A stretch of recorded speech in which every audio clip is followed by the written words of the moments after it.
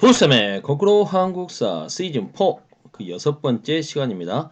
이 시간에는 고려의 통치체제 정비 과정에 대해서 살펴보도록 하겠습니다. 여러분은 이 시간을 통해서 후삼국 통일 과정, 왕건이 후삼국을 통일하는 과정을 설명할 수 있으며 황제의 나라를 자처했던 고려가 국가체제를 확립해가는 과정을 파악할 수 있어야겠습니다. 아울러 고려 통치체제의 특징은 무엇이고 그리고 통일신라에 비해서 어떤 점이 발전한 것인지 말할 수 있어야 되겠습니다. 아울러 10세기부터 12세기까지 다원적 국제질서 속에서 고려가 어떠한 대외정책을 펼쳤는지 이해할 수 있어야 되겠습니다. 본문으로 들어가 보도록 하죠. 내용이 많아서 오늘은 좀 길어질 것 같네요. 제가 여러 차례 수업 시간에도 좀 설명을 했습니다만 우리가 지금 보고 있는 이 동아출판사 책이 너무 좀 많이 압축이 돼 있다 보니까 교과서가 좀 압축이 돼 있어서 여러분이 이해하기에 좀 어려움이 있을 것 같습니다. 부족한 부분은 선생님이 수업 시간에 좀 더 보완해 드리도록 하겠습니다. 계속할게요.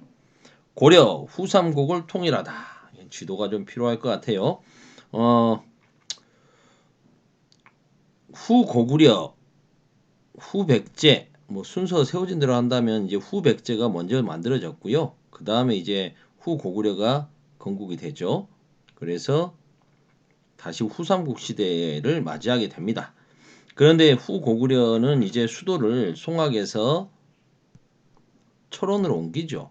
철원으로 옮기면서 이제 궁예가 나라 이름을 뭐 태봉으로 이렇게 바꾸기도 하고요. 그러다가 이제 왕건에 의해서 쫓겨나죠. 그래서 왕건이 고려를 세우면서 수도를 다시 송악으로 도읍하게 된 게 918년입니다. 이때까지만 해도 후삼국을 주도하고 있던 나라는 견훤의 백제였습니다. 후백제가 여전히 주도하고 있죠. 후백제는 신라에 대해서 맹공을 펼쳐서 특히 신라의 경주를 쳐들어가서 경혜왕을 피살 죽게 하고 그리고 경순왕을 새롭게 왕위에 올리면서 신라의 수도 천년 수도였던 경주에 대한 대대적인 약탈을 하고 돌아오게 되죠.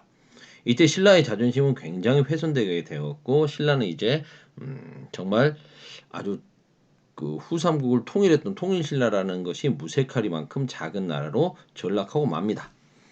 이때 신라는 고려에게 도움을 청하게 되고 고려는 자존심을 엄청 이렇게 자존심이 상하지만 고려에게 도움을 요청했던 신라를 도와주기 위해서 왕건이 친히 군대를 몰고 오죠. 그런데 이때 이제 신라를 털고 돌아가던 견훤이 대구 팔공산 그때는 공산이라고 불렸습니다. 이 공산 전투에서 고려군을 격파하게 되는 거죠. 이러면서 이제 이때 죽은 공신이 8명이다 해가지고 그 산 이름이 지금은 팔공산으로 바뀌었지 않습니까? 팔공산. 공산 전투에서 패배한 고려.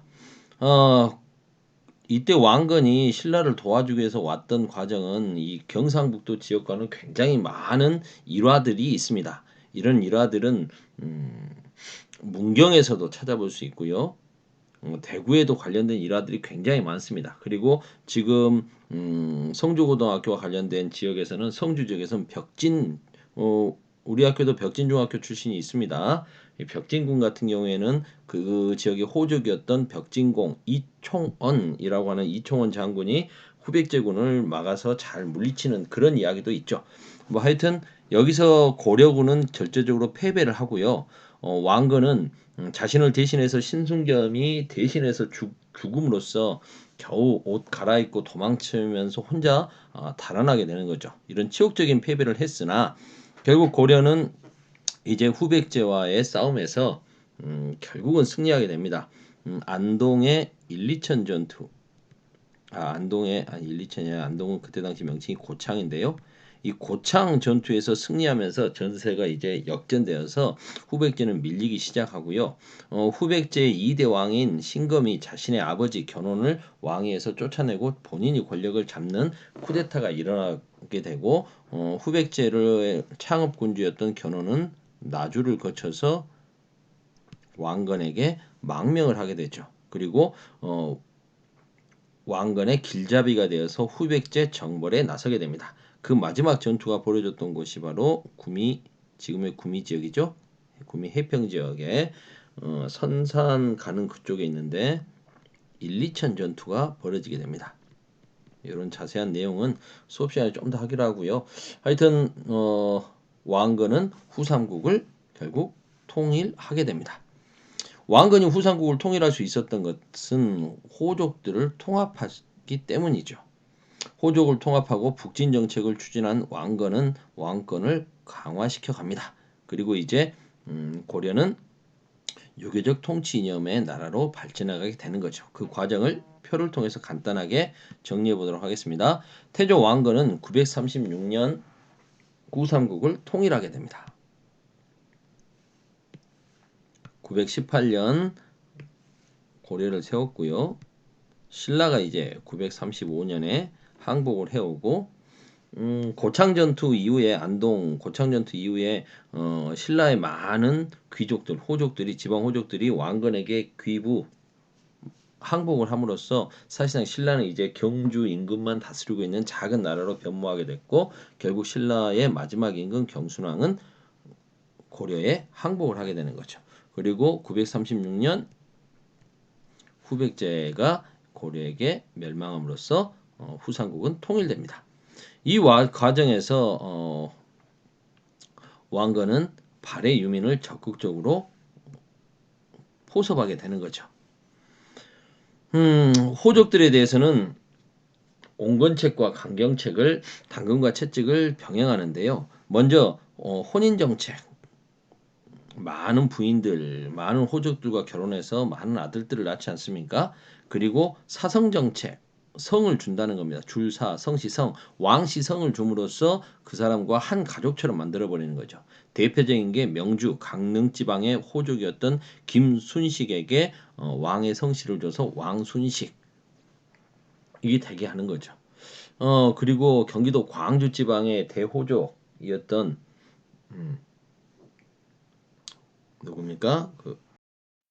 경기도 광주 지방의 대호족이었던 함규에게 왕시성을 줘서 왕규를 만들죠. 그 왕규가 나중에 2대 해종 때 쿠데타를 일으켰던 왕규의 난을 일으키는 그 왕규입니다. 원래는 성이 함씨였다고 합니다.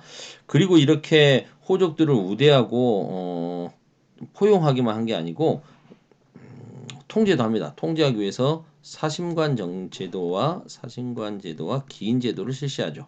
사심관 제도라고 하는 것은 지방의 호족들을 통제할 만한 사람을 그 지역의 사심관으로 임명해서 그 지역의 호족들을 통제하게 하는 것. 대표적인 게 신라의 마지막 임금이었던 경순왕 김부를 경주의 그 사심관으로 임명하는 정책이 있었죠. 그리고 기인제도는 사실상 인질제도, 호족의 자식들을 일정 기간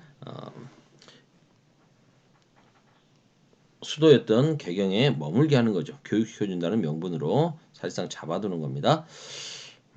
그리고 태조 왕건은 세금을 줄여주고 빈민 구제를 위해서 흑창을 설치하죠. 검은 창고, 흑창을 설치해서 빈민을 구제합니다. 그리고 이제 북진 정책을 추진하며 평양에 서경을 설치하고 청천강 유역까지 북진 정책을 추진하죠. 그리고 발해를 멸망시켰던 거란에 대해서 적대 정책을 펼칩니다. 거란이 좀 친해져 보려고 고려에 낙타 50마리 보내준 거 만부교에 묶어서 굶겨 죽이는 등 거란에 대한 적대 정책을 펼치죠. 이건 발해 유민을 포섭하기 위한 계책이었다라고 볼 수도 있고요. 그 부분에 대해서는 수업 시간에 좀 더 생각해 보도록 하겠습니다. 그리고 이제 후대 왕들에게 통치의 교훈으로서 후뇨 10조를 남기죠.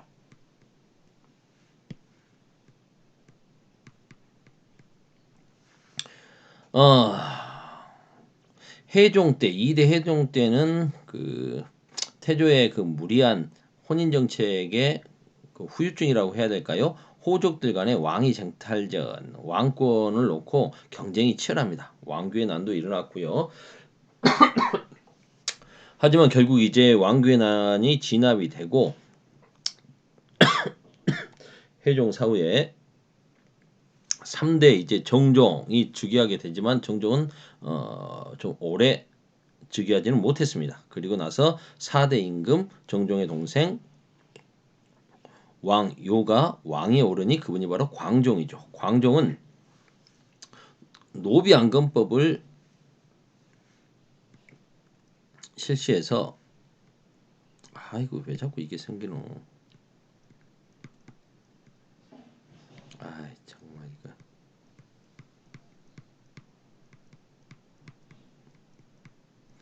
후삼국 시절에 불법으로 노비가 된 사람, 노비를 검사해서 편안하게 해준다는 거죠. 해방시켜주는 정책을 펼칩니다.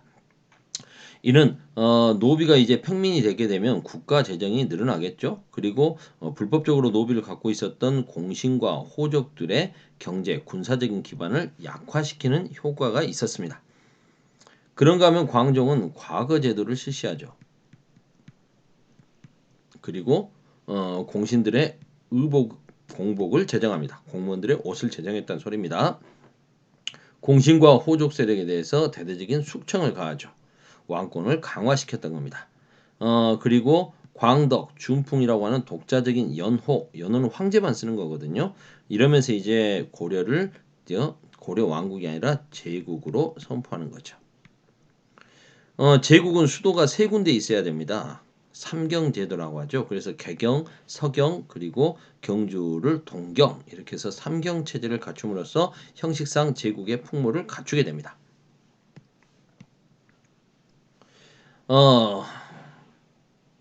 6대 성종은 광종이 지금 호족들의 세력을 많이 약화시켰지 않습니까? 호족들을 좀 세게 눌렀다면 그들을 좀 달래면서 이제 유교적인 통치 이념으로서의 유교 체제를 갖춘 임금이 되겠습니다. 성종은 최승로의 시무 28조를 적극 수용합니다. 그래서 그동안 너무 이제 요 시무 28조 내용에는 불교 위주로 가고 있다. 유교적인 통치 이념을 받아들여라. 이렇게 해서 불교 행사를 일시적으로 중단하기도 하고요. 적극적으로 유교적인 정치 이념 체제를 갖춰갑니다. 중국의 삼성육부 체제를 우리나라에 맞게 이성육부로 받아들이고요.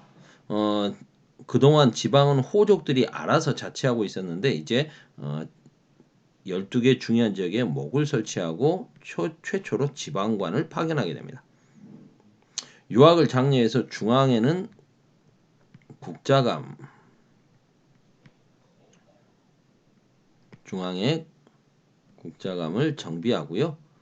지방에는 향교를 설치하고 경학 박사를 파견하게 됩니다. 오른쪽으로 가볼까요? 통치체제를 정비하다. 중앙 통치체제 정비한 거 대부분 성종 때 많이 이룹니다. 성종 이룰 성자 아니겠습니까? 이성육부라고 그랬죠? 중서문화성과 상서성, 이성 두 개의 성과 육부. 근데 이 육부가 중국의 이호의 병형공을 받아들였지만 그 순서는 좀 다소 다릅니다. 이병호 형예공 순서입니다. 그 차이에 대해서는 수업 시간에 좀 더 자세히 알아보도록 하겠습니다.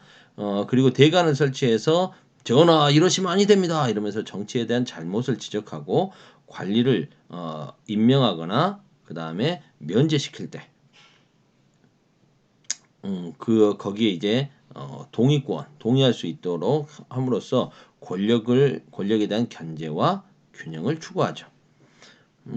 도병마사와 식목도감을 설치합니다. 도병마사, 식목도감은 고려만의 독자적인 회의기구로 도병마사와 식목도감에 참여하는 귀족들을 제추라고 합니다. 그래서 이 도병마사와 식목도감을 제추회의라고도 하고요. 이 부분에 대해서도 수업 시간에 좀 더 자세히 설명을 해야겠네요. 시간이 부족해서. 지방에는 성종 때 처음으로 12목의 지방관을 파견했다고 그랬죠.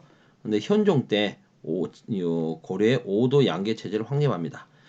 그렇게 현종 때 하게 된 이유는 현종 때 거란의 2차 침입이 있었거든요. 그때 전라도 나주까지 몽진 후퇴를 해야 했던 현종 같은 경우에 지방에 대해서 제대로 확인할 수 있었죠. 그래서 돌아와 가지고 이제 지방 제도를 정비하게 되는 겁니다. 지방은 군과 현으로 이루어져 있는데 지방관이 파견되는 현을 주현, 지방관이 파견되지 않는 현을 속현이라고 합니다. 그리고 향, 부곡, 소와 같은 특수 행정구역도 있었고요. 삼경은 말씀드렸습니다. 고려가 제국 황제의 나라를 칭했기 때문에 삼경을 두었다. 그래서 평양에 서경을 두고 그 다음에 이제 개경은 수도인 개성이겠죠. 그리고 동경은 경주 이렇게 해서 삼경을 두었다. 근데 나중에 동경은 폐지하고요. 지금의 한양 있죠. 한양 서울이 좀 길지다라고 해서 서울을 남경 이렇게 해가지고 지금의 서울 한양을 남경으로 삼기도 했습니다. 관리 선발 제도는 과거 제도. 고려 과거 제도의 특징은 무엇이 없다? 네, 문과가 없습니다. 물론 고려 말에 생기긴 했지만 사실상 마지막에 생겼기 때문에 없다고 보는 게 맞겠죠. 문과 중심이었습니다. 제술업과 명경업, 제술과와 명경과 글을 얼마나 잘 읽는가 또는 경제는 얼마나 잘 암기하고 있는가를 중심으로 관리를 선발했고요. 승과 교종, 승종, 선종, 교종과하고 선종과를 둬서 교종과 선종의 승려들에게 관리로서 봉급도 주고 했다라는 거죠. 역시 불교의 나라답습니다. 그 다음에 기술관을 뽑는 잡과가 있었습니다. 그런가 하면 별도로 시험 보지 않고 왕실 그리고 공신, 고위관리, 5품 이상의 고위관리 자제들은 음서라고 해가지고 그냥 관직에 올라가는 제도가 있었습니다. 시간이 너무 길어지네요. 대외관계는 다음 시간 해야 될 것 같아요. 좀 나눕시다. 오늘은